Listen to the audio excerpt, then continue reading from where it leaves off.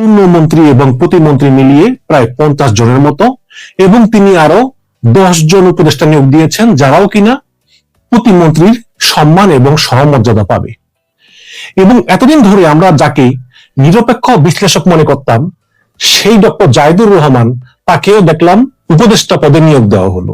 তাহলে বোঝেন যে নিরপেক্ষ বিশ্লেষকের আড়ালে ডক্টর জাহিদুর রহমান কার পারপাস সার্ভ করতেন। হ্যাঁ, তো তারেক রহমান যাকে ভালো মনে করেছেন নিয়োগ দিয়েছেন। বিএনপির ভিতরে কার কি অবদান, কার কি ত্যাগ তিনি ভালো জানেন, আমাদের চেয়ে কোনো সন্দেহ নাই, এটা নিয়ে আমার কোনো প্রশ্ন নাই। কিন্তু সবচেয়ে বেশি অবাক হয়েছি আমি ইউনূস সরকারের আমলে রোহিঙ্গা বিষয়ক হাই রিপ্রেজেন্টেটিভ পদ দায়িত্ব পালন করা এবং পরবর্তীতে জাতীয় নিরাপত্তা উপদেষ্টা হিসাবে নিয়োগ দেওয়া খলিলুর রহমানকে। আবার এই নতুন তারেক সরকার পররাষ্ট্রমন্ত্রী পদে নিয়োগ দিয়েছে, এবং এই পররাষ্ট্রমন্ত্রী কিন্তু খুবই উচ্চ পর্যায়ের একজন মন্ত্রী, ক্ষমতা সম্পন্ন। সেই পররাষ্ট্র মন্ত্রণালয়ের মন্ত্রী হিসাবে খলিলুর রহমানকে নিয়োগ দিয়েছেন তারেক রহমান। এখন প্রশ্ন হচ্ছে যে বিএনপিতে কি এমন লোক নাই যে পররাষ্ট্রমন্ত্রী হওয়ার যোগ্য? অবশ্যই আছে। আমির খসরু মাহমুদ চৌধুরী, যিনি কিনা বিএনপির আন্তর্জাতিক বিষয়ক সম্পাদক ছিলেন, এবং তিনি বিএনপি পক্ষ থেকে এই পররাষ্ট্র বিষয়গুলো দেখাভালো করতেন। এছাড়া আরো অনেকে আছে।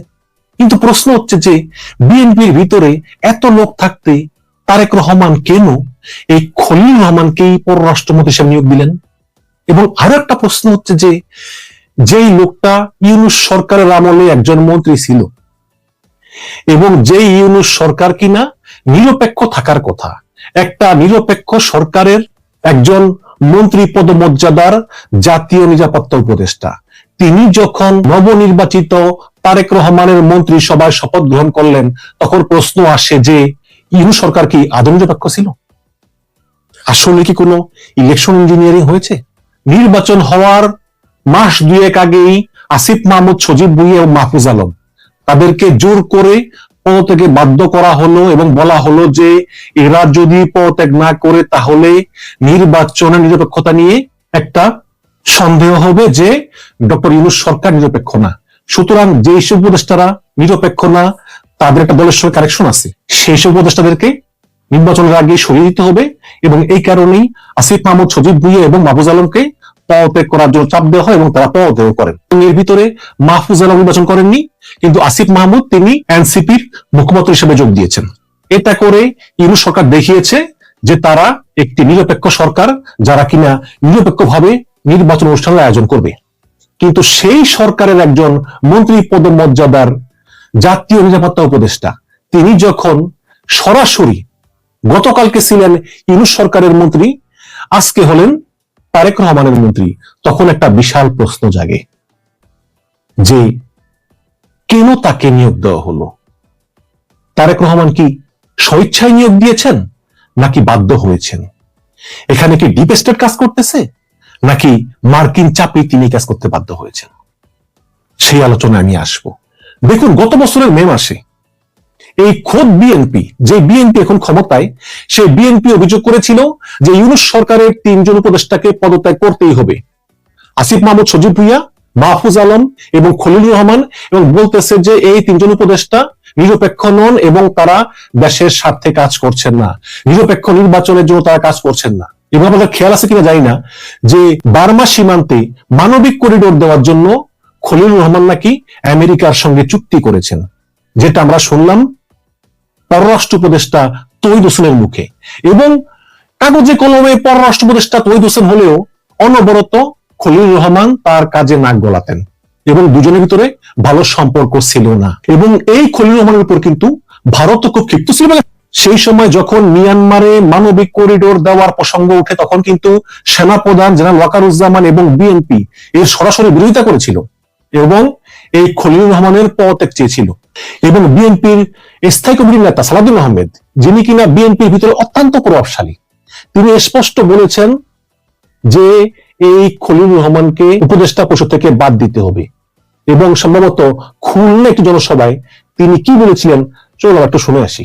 আপনার সরকারের একজন বিদেশি নাগরিককে আপনি জাতীয় নিরাপত্তা উপদেষ্টা করেছেন, আপনার কি সেই আক্কেল জ্ঞান নাই। একজন বিদেশি নাগরিকের কাছে এই দেশের সেনাবাহিনী নিরাপত্তা সংক্রান্ত রিপোর্ট প্রদান করবে কিভাবে ভাবলেন? দেখুন, স্থায়ী কমিটির সদস্য সালাউদ্দিন আহমেদ, যিনি কিনা স্বরাষ্ট্রমন্ত্রী পদে নিয়োগ পেয়েছেন, তো এই সালাউদ্দিন আহমেদ তিনি কিন্তু অপ্রয়োজনীয় কথা বলেন না, বকারণে কথা বলেন না, খুব স্বল্পভাষী। তার মতো লোক যখন এই বিদেশি একজন নাগরিককে ডক্টর ইউনূস নিরাপত্তা উপদেষ্টা নিয়োগ দিল, তখন এই সালাউদ্দিন আহমেদ ইউনূস সরকারের কাণ্ডজ্ঞান নিয়ে প্রশ্ন তুলেছেন। তাহলে এখন তারেক রহমানের কাণ্ডজ্ঞান নিয়ে কি আমাদের প্রশ্ন তোলা উচিত না? আহমেদ বলতেছেন খলিলুর রহমান একজন বিদেশি নাগরিক, কিন্তু আমি যতটুকু অনুসন্ধান করে জেনেছি, মানে খলিলুর রহমান বিদেশি নাগরিক এটাও প্রমাণ করা যাবে না, আবার তিনি যে বিদেশি নাগরিক না এটাও প্রমাণ করা যাবে না। তিনি আমেরিকা দীর্ঘদিন ছিলেন, তিনি জাতিসংঘ সহ অনেক বড় বড় উচ্চ পর্যায়ে কাজ করেছেন, তার যোগ্যতা নিয়ে কোনো সন্দেহ নাই। এবং ইউনূস সরকারের আমলে তিনি একাই পররাষ্ট্র বাণিজ্য সবকিছু সামলাতেন, এবং তিনি আমেরিকার সঙ্গে যে ডিলটা করেছেন সেটাও খুব ভালো, এবং ইউনূস সরকারের যে অর্থনৈতিক সাফল্য এটার পিছনে তার অবদান। কিন্তু তিনি আমেরিকা দীর্ঘদিন থাকলেও তিনি কিন্তু আমেরিকাতে কোনো ভোট প্রদান করেননি। হ্যাঁ, তার পরিবার ভোট দিয়েছে, তিনি ভোট দেননি। সুতরাং তিনি যে মার্কিন নাগরিক এটা আসলে প্রমাণ করা যাবে না। তারপরেও যদি ধরেও নেয় যে মার্কিন নাগরিক, তাহলে যে বিএনপি একজন বিদেশি নাগরিককে জাতীয় নিরাপত্তা উপদেষ্টা পদে ইউনূস সরকার নিয়োগ দেওয়ার কারণে ইউনূস সরকারের কাণ্ডজ্ঞান নিয়ে প্রশ্ন তুলেছে যে সেনাবাহিনী কিভাবে একজন বিদেশি নাগরিক আছে তাদের স্পর্শকাতর বিষয় শেয়ার করবে, সেই বিএনপি এখন তাকে খোদ পররাষ্ট্রমন্ত্রী হিসাবে নিয়োগ দিল। তাহলে কাণ্ডজ্ঞান কার কম, ডক্টর ইউনূসের নাকি তারেক রহমানের? এখন আসল কথায় আসি। গত বছরের মে মাসেও যখন বিএনপি বলতেছে যে খলিলুর রহমানকে পদত্যাগ করতে হবে, তারপরে জুন মাসে ডক্টর ইউনূস লন্ডন সফর করলো তারেক রহমানের সঙ্গে দেখা করার জন্য, এবং তখন কিন্তু এই খলিলুর রহমানই ডক্টর ইউনূস যে হোটেলে ছিলেন, ডরচেস্টার হোটেল, সেই হোটেলের নিচে গিয়ে তারেক রহমানকে রিসিভ করে উপরে নিয়ে আসেন। এবং অনেকেই বলতেছেন সেই সময় একটা আলোচনা হয় এবং একটা চুক্তির মতো হয় যে বিএনপিকে ক্ষমতায় নিয়ে আসা হবে, এবং সেই সময়ই আমেরিকার মধ্যস্থতায় একটা কথা হয় যে ক্ষমতায় বিএনপি আসুক, জামাত আসুক, যেই আসুক, এই খলিলুর রহমানকে পররাষ্ট্রমন্ত্রী পদে নিয়োগ দিতে হবে। আপনাদের খেয়াল আছে কিনা জানি না, তৎকালীন মার্কিন রাষ্ট্রদূত ট্রেসি অ্যান জ্যাকবসন, সেই মহিলা 2 বার গিয়ে লন্ডনে তারেক রহমানের সঙ্গে বৈঠক করেছেন, এবং বলা হয় যে ব্রিটিশ হাইকমিশনার সারা কুক তিনিও তারেক রহমানের সঙ্গে লন্ডনে বৈঠক করেছেন। আমরা জানি না কি কথা হয়েছে, কিন্তু প্রশ্নটা কি স্বাভাবিক না? আমেরিকা বা পশ্চিমারা এই খলিলুর রহমানকে আসলে কন্টিনিউ করার জন্য তারেক রহমানকে প্রেসার দিয়েছেন, এবং এই কারণে প্রশ্ন উঠছে যে তারেক রহমান নিজের ইচ্ছায় খলিলুর রহমানকে পররাষ্ট্রমন্ত্রী নিয়োগ দিয়েছেন নাকি তিনি বাধ্য হয়েছেন। খলিলুর রহমানকে কিন্তু লবির লোক ধরা হয়, এবং অনেকেই মনে করেন ডক্টর ইউনূস নয় মাত্র প্রধান হলেও সরকার কিন্তু পরিচালনা করতেন খলিলুর রহমান নেপথ্যে থেকে। এবং ইউনূস সরকারের ভিতরে যেটা ডিপ স্টেট ছিল, অনেকে বলেন না অমুক গ্যাং তমুক গ্যাং, সেই ডিপ স্টেটের অন্যতম সদস্য ছিলেন খলিলুর রহমান। এবং খলিলুর রহমান এর আগে যতই উচ্চ পদে কর্মরত হোক না কেন, এই খলিলুর রহমানকে কিন্তু লাইম লাইটে প্রথম আনেন পিনাকি ভট্টাচার্য, এবং তিনি অন্তর্বর্তীকালীন সরকারের যে ডিপ স্টেট আছে তাদেরকে বুঝান যে খলিলুর রহমান মতো একজন জ্ঞানী লোককে সরকারে নিয়োগ দেওয়া খুবই জরুরি। তখন তাকে রোহিঙ্গা বিষয়ক হাই রিপ্রেজেন্টেটিভ বানানো হয়। তারপর যখন আসিয়ান সম্মেলনে, সম্ভবত থাইল্যান্ডে, যখন তিনি বৈঠক করতে গেলেন ভারতের জাতীয় নিরাপত্তা উপদেষ্টা অজিত দোভালের সঙ্গে, তখন প্রশ্ন উঠে যে একজন জাতীয় নিরাপত্তা উপদেষ্টা আরেকজন জাতীয় নিরাপত্তা উপদেষ্টার সঙ্গে বৈঠকে বসতে পারে। তখন ডক্টর ইউনূস এই প্রথমবারের মতো বাংলাদেশে জাতীয় নিরাপত্তা উপদেষ্টা পদ তৈরি করে তারপর খলিলুর রহমানকে সেই পদে বসান। এবং বিএনপি যখন একের পর ডিমান্ড করতেছে খলিলের পদত্যাগ, তখন ওই যে সেই জুন মাসে ইউনূস তারেক রহমান বৈঠকে খলিলুর রহমান ছিলেন, তারপরেই কিন্তু খলিলুর রহমানের উপর থেকে বিএনপি উদ্ধার করে নেন এবং খলিলুর রহমানের বিষয়ে একদম পুরো মুখ বন্ধ রাখেন। এবং ধারণা করা হয় যে আমেরিকা এবং পশ্চিমের মধ্যস্থতায় তারেক রহমানকে শর্ত দেওয়া হয় যে আপনি যদি এই নির্দেশগুলো মানেন এবং সরকার গঠন করলে খলিলুর রহমানকে পররাষ্ট্রমন্ত্রী পদে মেনে নেন, তাহলেই আপনি দেশে যেতে পারবেন।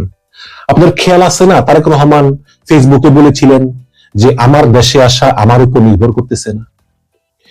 অনেক বিশ্লেষক মনে করেন যে তারেক রহমান যে নিজের ইচ্ছায় তিনি দেশে আসতে পারতেছেন না, একটা অদৃশ্য বাধা যেটা তিনি বলতেও পারতেছেন না বলে ফেসবুকে লিখেছেন, সেই বাধাটা দূর করে দিয়েছেন খলিলুর রহমান ভারত এবং আমেরিকার সঙ্গে বিভিন্নভাবে আলাপ করবেন মধ্যস্থতা, এটা অনেকেই বলতেছেন। তো ফিরে আসি ডিপ স্টেট। তো এই খলিলুর রহমানকে পরিচালনা করতেন ডিপ স্টেটের পিনাকি ভট্টাচার্য সহ আরো অনেকে।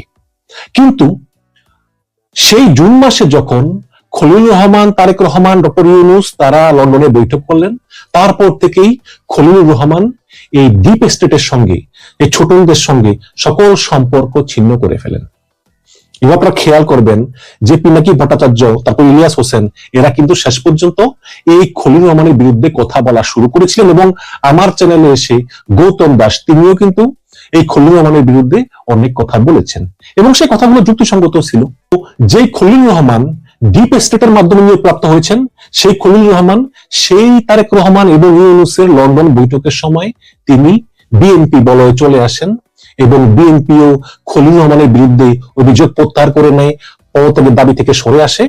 পক্ষান্তরে ডিপ স্টেটের শক্তিগুলো তারা খলিলুর রহমানের বিরুদ্ধে চলে যায় এবং অনেক বিশ্লেষক বলতেছেন যে সেই লন্ডন মিটিং এর পরে, এবং অনেক বিশ্লেষক বলতেছেন লন্ডনের সেই তারেক ইউনূস মিটিং এর পরে খলিলুর রহমান গোপনে গোপনে বিএনপিকে ক্ষমতায় আনার জন্য কাজ করতেছিলেন এবং তাকে গুপ্ত বিএনপিও বলা যায়।